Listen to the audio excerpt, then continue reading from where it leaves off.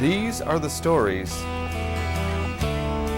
of the people who enrich our community.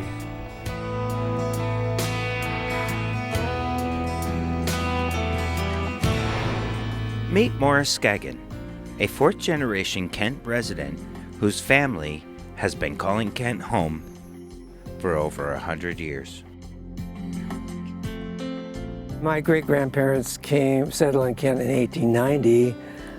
I sort of realized it was actually on the anniversary of the founding of the city of Kent, or incorporation, 125 years ago. And in 1891, they acquired this 160 acres, this being part of it, mainly to leave an inheritance for each of their children.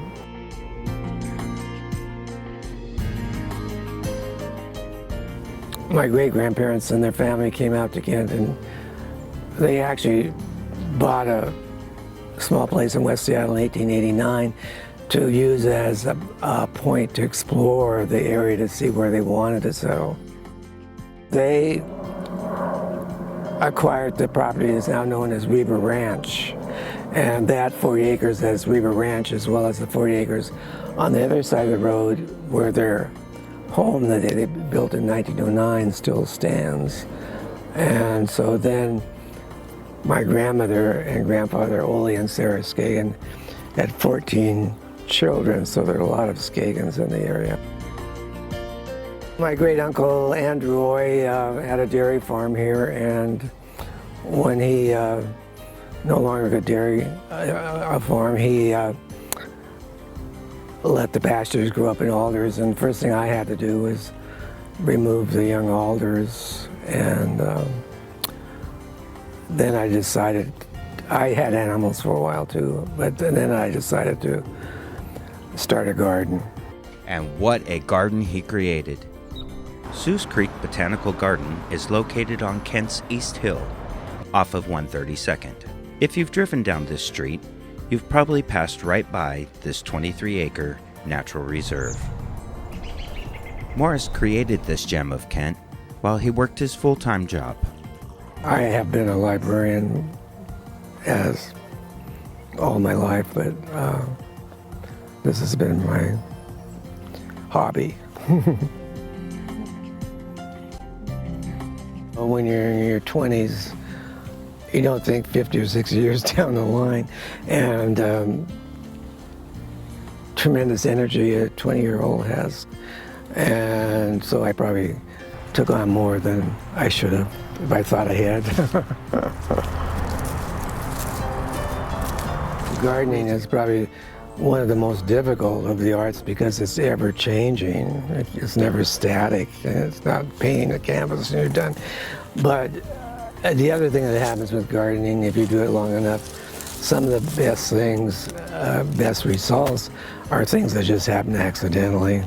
And you notice after a year, well, this looks pretty good, I should emphasize that more. But you don't always start off with that idea in mind. It sort of evolves.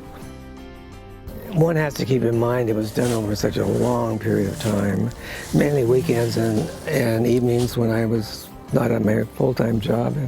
And so it seems like a lot for someone that comes and visits, but when you take it incrementally over such a long period of time, it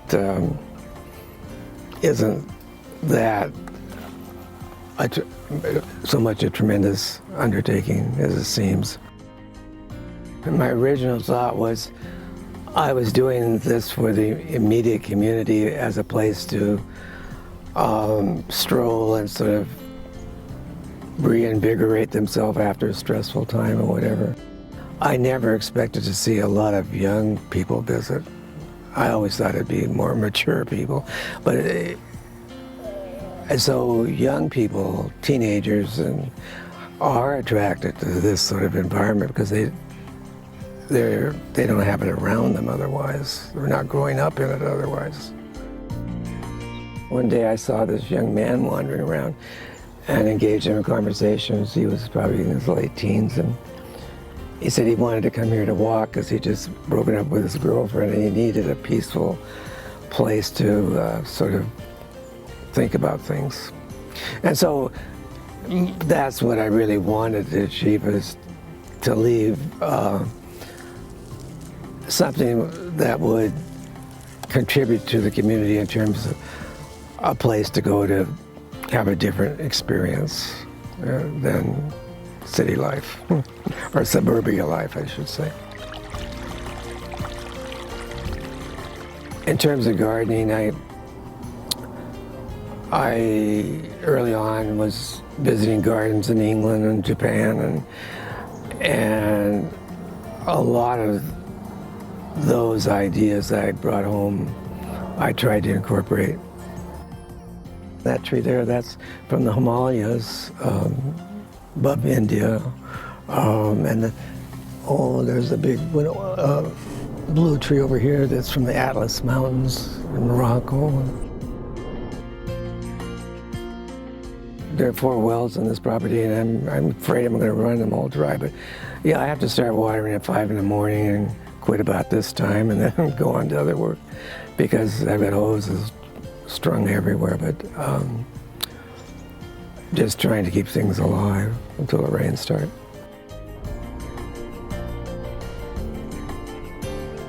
There's an area we've designated native plant areas. I think we have like 300 different trees on the property, different types of trees. 5 or 6 are natives, the rest are not. The loggers did a good job of removing the really big old growth, and it's a shame because I think they probably, every last one has been taken on the plateau. And around Lake Meridian in particular, there were huge trees, like the in California, like the sequoias. I mean, they're like driving through the sequoias. My favorite part is what we call the Cedar Grove, which is down the end, where these really large cedars are still growing, and it gives you more a sense of the Northwest and how it might have been. Being we've only been open to the public, a public nonprofit garden for about 5 years, people are visiting, and you know, when you have visitors, you like to have it looking presentable, and so that is one of the major things. And then I'm still trying to add improve other features of it, and so that gets me up to work on it. It actually has turned out better than I ever thought it would. Since development has gone on at such a rapid pace, we've noticed that there's a much larger concentration of wildlife and birds and so forth, because they're flocking to the sanctuary, so to speak, where they still have habitat. And so that's an unexpected plus that has happened. It's becoming more and more a part of the community, and I would like to see that be more emphasized. It's a place within the community that's set aside for the enjoyment of those people. After working nearly 5 decades to create this beautiful Suze Creek Botanical Garden, he is far from done.